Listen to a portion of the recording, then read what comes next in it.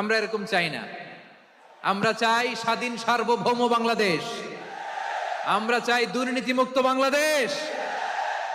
আমি নিউজটা যে কতবার পড়লাম, এটা কি সম্ভব? 3.25 লাখ টাকা লুটপাট, মানে লুটপাট করতে করতে এদেশের জনগণকে ফুটপাতে বসায় দিচ্ছে। আমার এক নিকটাত্মীয় সরকারি চাকরিজীবী, তিনি আমাকে বললেন, বাংলাদেশের আর একটা উদাহরণ দেখি। উনি আমাকে বললেন যে প্রতি বছর আমাদের অফিসের ফার্নিচার চেঞ্জ করে। আমি বললাম, প্রতি বছর ফার্নিচার চেঞ্জ করে কেন? বলে যে ফার্নিচার নতুন পারচেজ করলেই তো এখানে টাকা, নতুন কিনতে পারলেই টাকা, নতুন উন্নয়নের সবক শোনাতে পারলেই টাকা। প্রথম আলোর রিপোর্ট, কি আলো?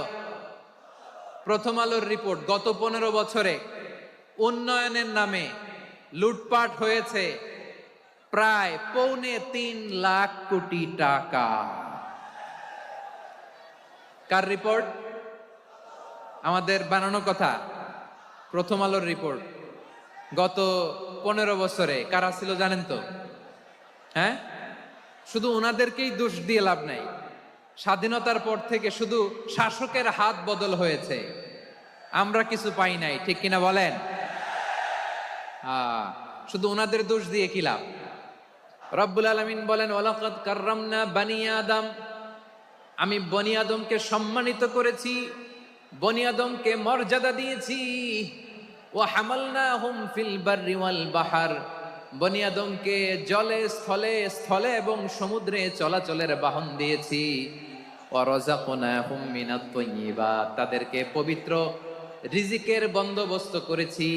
ওয়া ফাদ্দালনাহুম আলা কাসীরিম মিম্মান খালাকনা তাফদীলা, আর আমি আল্লাহ যাদেরকে সৃষ্টি করেছি তাদের মধ্য থেকে বনি আদমকে আমি শ্রেষ্ঠ বানিয়েছি।